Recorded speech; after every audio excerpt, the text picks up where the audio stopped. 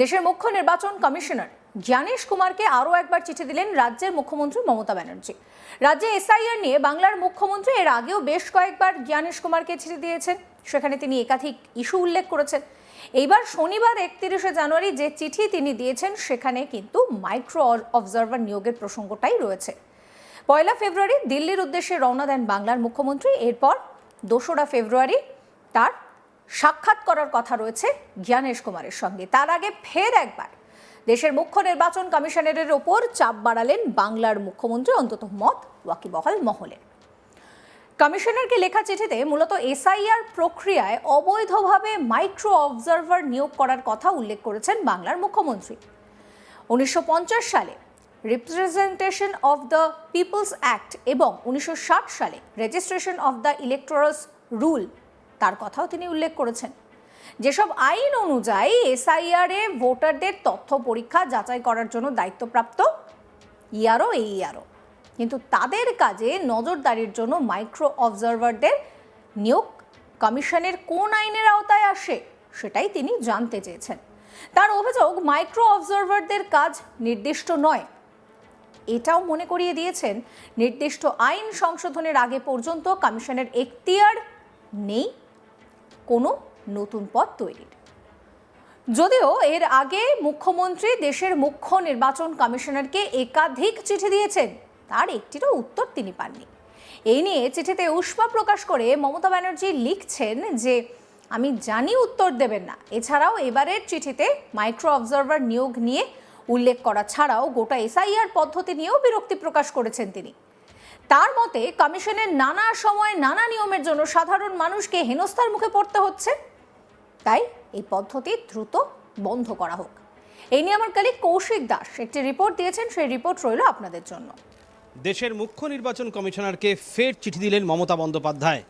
আজ মুখ্যমন্ত্রী দিল্লি যাচ্ছেন, তার আগে গতকালই জ্ঞানেশ কুমারকে দীর্ঘ 2.5 পাতার চিঠি দিলেন মমতা বন্দ্যোপাধ্যায়। এ যেন চাপ সৃষ্টির একটা প্রক্রিয়া শুরু হয়েছে। জ্ঞানেশ কুমারকে চাপ সৃষ্টি করার জন্যে এই চিঠি, এই 2.5 পাতার চিঠি দিলেন মমতা বন্দ্যোপাধ্যায়। সেখানে ছত্রে ছত্রে লেখা রয়েছে নির্বাচন কমিশন কিভাবে পদ্ধতিগত ত্রুটি সৃষ্টি করছে। এসআইআর প্রক্রিয়া এ রাজ্যে চলার মাঝে 6বার চিঠি দিয়েছেন মমতা বন্দ্যোপাধ্যায় জ্ঞানেশ কুমারকে। কোনো চিঠির কোনো উত্তর আসেনি জ্ঞানেশ কুমারের দফতর থেকে মুখ্যমন্ত্রীর কাছে। গতকাল আরেকবার চিঠি দেওয়া হলো, অর্থাৎ 31শে জানুয়ারি। এই চিঠির প্রত্যেকটি জায়গায় লেখা রয়েছে মাইক্রো অবজারভার নিয়োগ কতটা অবৈধ, বা নির্বাচন কমিশনের সেই এখতিয়ার নেই মাইক্রো অবজারভারকে নিয়োগ করার যে প্রক্রিয়া চালু করেছে সেটা সম্পূর্ণ অবৈধ বলে মমতা বন্দ্যোপাধ্যায় চিঠিতে উল্লেখ করেছেন। এসআইআর প্রক্রিয়া নিয়ে রাজ্যে যেভাবে সাধারণ মানুষকে হেনস্থা করার একটা অভিযোগ তুলেছিল এ রাজ্যের শাসক দল তৃণমূল কংগ্রেস, তারই প্রতিফলন আমরা দেখেছিলাম মমতা বন্দ্যোপাধ্যায়ের দেওয়া 6টি চিঠিতে। সেই চিঠিতে কিন্তু রাজ্যের আবালবৃদ্ধ বনিতা যারা এসআইআর প্রক্রিয়া নিয়ে যথেষ্ট নাস্তানাবুদ হয়েছেন তাদের কথা উল্লেখ করেছিলেন মমতা বন্দ্যোপাধ্যায়, এবং জনস্বার্থে দৃষ্টি আকর্ষণ করার জন্যে সেই চিঠি বারবার সোশ্যাল মিডিয়ায় প্রকাশ্যে মমতা বন্দ্যোপাধ্যায় প্রকাশ করেছেন জ্ঞানেশ কুমারের কাছে চিঠি পাঠিয়ে দেওয়ার পরে। তারপরেও কোনো রকম সুরাহা বা জ্ঞানেশ কুমারের দপ্তর থেকে চিঠির উত্তর আসেনি। আজ বাজেট অধিবেশন সংসদে শুরু হয়েছে। সেখানে বাজেট সংক্রান্ত আলোচনায় পশ্চিমবঙ্গ থেকে নির্বাচিত লোকসভার যে তৃণমূল কংগ্রেসের সাংসদরা রয়েছেন তারা অংশগ্রহণ করবেন। তারই মধ্যে খুব তাৎপর্যপূর্ণ, মমতা বন্দ্যোপাধ্যায় দিল্লিতে গিয়ে পৌঁছচ্ছেন এই বাজেটময় একটি আবহের মধ্যে।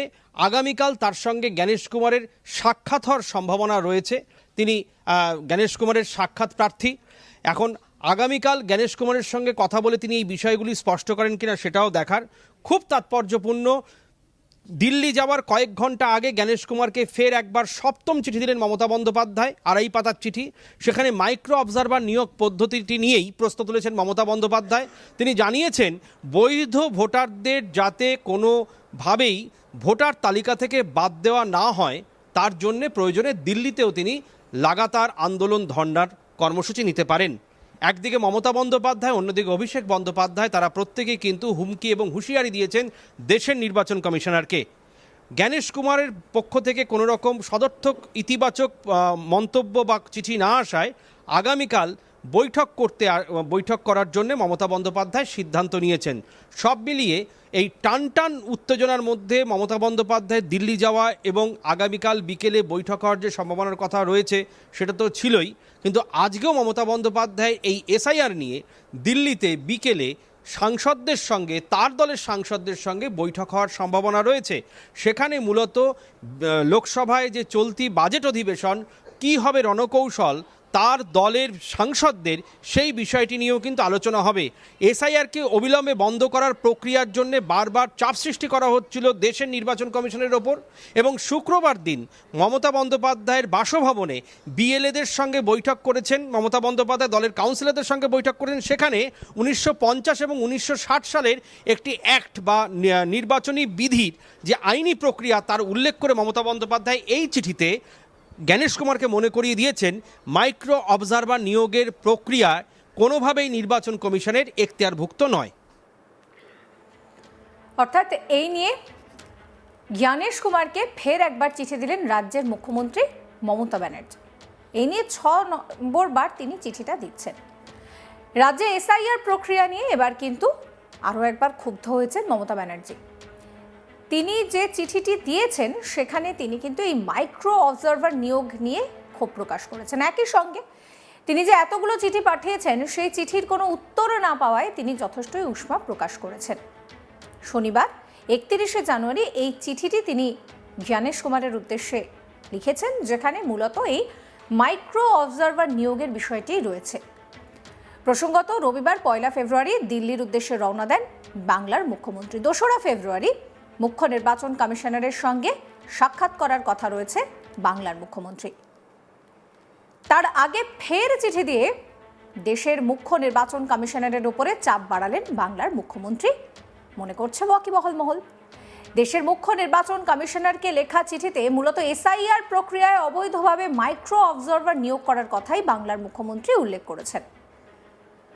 1950 সালে representation of the people's act এবং 1960 সালে রেজিস্ট্রেশন অফ ইলেকটোরালস রুলের কথা, যেসব আইন অনুযায়ী এসআইআরে ভোটারদের তথ্য পরীক্ষা যাচাই করার দায়িত্ব এইআরও এবং ইআরও।